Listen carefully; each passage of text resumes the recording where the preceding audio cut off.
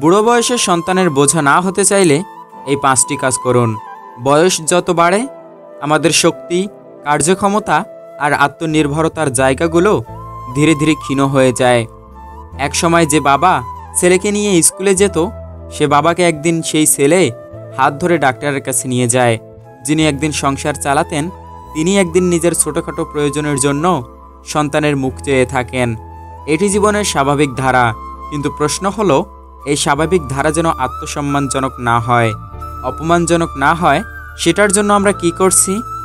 আমরা কি এমনভাবে জীবন সাজাচ্ছি যেন বুড়ো বয়সী সন্তানের বোঝা না হই? না হলে এক সময় দেখবেন আপনার সন্তান হয়তো আপনার দায়িত্ব নিচ্ছে ঠিকই, কিন্তু মুখের হাসি হারিয়ে গেছে। সে আপনাকে বোঝা মনে করছে, যেটা আপনি কখনো চাননি।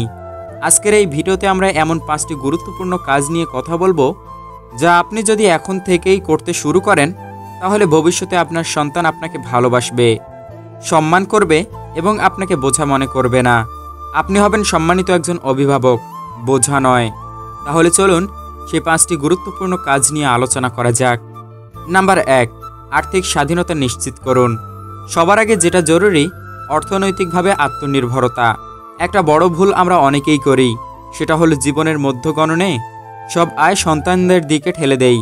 সন্তান বড় হোক, সংসার সামলাক, সব ঠিক আছে, কিন্তু নিজের জন্য কিছুই রেখে দেই না। ভাবি ছেলেমেয়েরা আমাদেরকে দেখবে, কিন্তু বাস্তবতা ভয়ঙ্কর। অনেক সন্তানেরই সক্ষমতা বা মানসিকতাই থাকে না পিতামাতার সকল দায়িত্ব নেবার। তখন আপনি পরিবর্তনশীল হয়ে পড়েন, যা আপনাকেই সবচেয়ে বেশি কষ্ট দেয়। তাই এখন থেকেই এমনভাবে চলুন যেন বুড়ো বয়সে আপনার খরচ চালানোর মতো কিছু সঞ্চয় থাকে।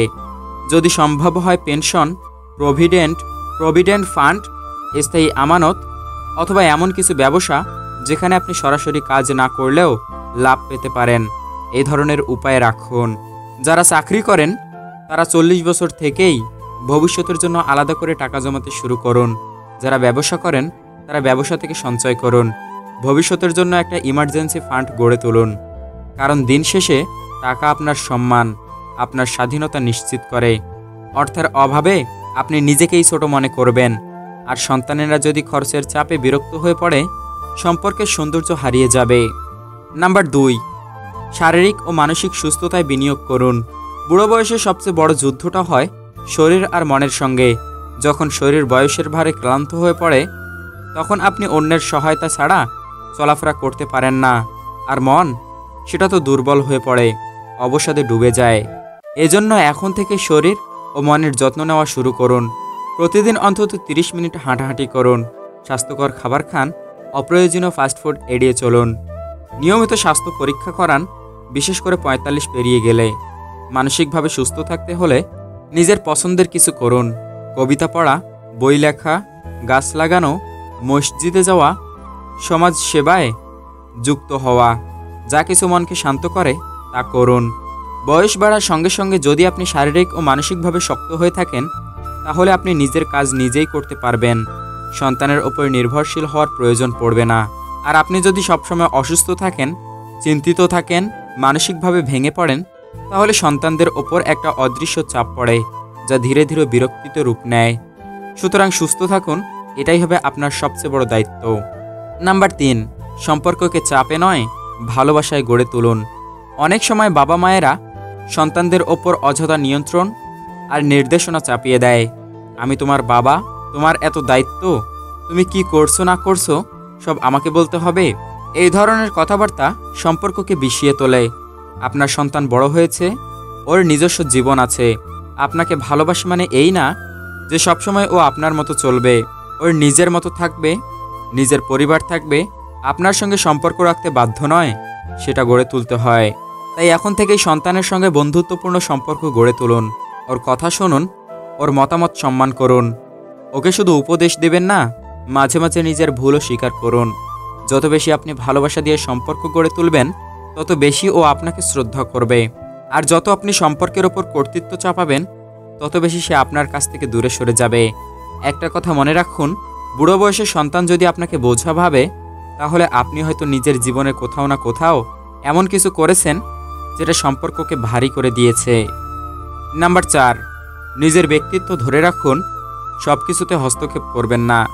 অনেক বাবা মা রয়েছেন যারা বুড়ো বয়সে এসে সন্তানের সংসারে হস্তক্ষেপ করা শুরু করেন।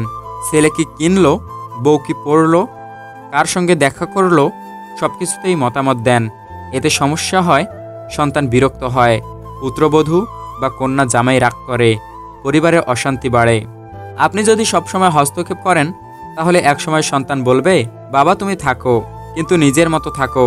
এই নিজের মতো মানে অনেক সময় একঘরে করে দেওয়া, একা করে দেওয়া। এই অবস্থা থেকে বাঁচতে হলে আপনাকে নিজের ব্যক্তিত্ব বজায় রাখতে হবে।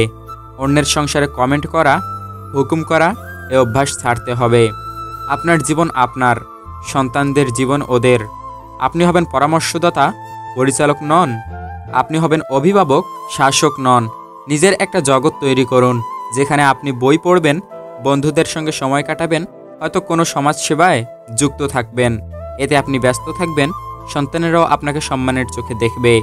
নাম্বার 5, ইবাদত ও আত্মিক উন্নয়নে মন দিন। বয়স বাড়ার সঙ্গে সঙ্গে মানুষ আল্লাহর দিকে বেশি ঝুঁকে পড়ে, এটাই স্বাভাবিক। আপনি যদি সময় থাকতে ইবাদতে মনোযোগী হন তাহলে আপনার সন্তানরাও দেখবে আপনি একজন ধার্মিক, আত্মিকভাবে পরিপূর্ণ মানুষ। এতে তারা আপনাকে শ্রদ্ধা করবে। আপনি যদি 5 ওয়াক্ত নামাজ পড়েন, কোরআন তেলাওয়াত করেন, মসজিদে যান, ভালো কাজ করেন, তাহলে আপনার সন্তানেরাও শিক্ষা পাবে। তারা ভাববে আমার বাবা মা শুধু ভোগে নয়, ত্যাগেও বিশ্বাসী। এই আত্মিক উন্নয়ন আপনাকে এমন এক সম্মানের আসনে বসাবে যেটা টাকা দিয়ে কেনা যায় না। আপনি আল্লাহর কাছেও প্রিয় হবেন, সন্তানদের কাছেও সম্মানিত হবেন। সবচেয়ে বড় কথা, যে ব্যক্তি নিজেকে আত্মিকভাবে উন্নত করে সে দুনিয়ার অভাব অভিযোগে কম কষ্ট পায়। তার মন শান্ত থাকে, সন্তুষ্ট থাকে। এই মনই আপনার বুড়ো বয়সে গৌরবময় করে তুলবে। জীবনটা খুব বড় কিছু নয়, কিন্তু এর প্রতিটি অধ্যায় গুরুত্বপূর্ণ। আপনি হয়তো এখন সুস্থ, শক্তিশালী, কর্মক্ষম, কিন্তু একদিন আপনি হবেন বয়স্ক, দুর্বল, পরনির্ভরশীল। তখন আপনি কি চান আপনার সন্তান আপনাকে সম্মান করুক, ভালোবাসুক, নাকি বিরক্ত নিয়ে আপনার দায়িত্ব পালন করুক? আপনার আজকের সিদ্ধান্ত নির্ধারণ করবে আপনার আগামী বুড়ো বয়স কেমন হবে। আপনি বোঝা হবেন নাকি আশীর্বাদ, সেটা আপনি নিজেই গড়ে নিতে পারেন। আসুন আমরা সবাই সেই কাজগুলো করি যেগুলো আমাদের বুড়ো বয়সকে সম্মানের, ভালোবাসার, আত্মনির্ভরতার এক রূপ দেবে। সন্তানদের কাছে আমরা হই আশীর্বাদ, বোঝা নয়। ভিডিওটি ভালো লেগে থাকলে শেয়ার করুন, কমেন্টে আপনার মতামত জানান এবং সাবস্ক্রাইব করতে ভুলবেন না। দেখা হবে আবার পরবর্তী ভিডিওতে। ততক্ষণ ভালো থাকুন, সুস্থ থাকুন এবং ওয়াইটি বাংলা মোটিভেশনের সাথেই থাকুন।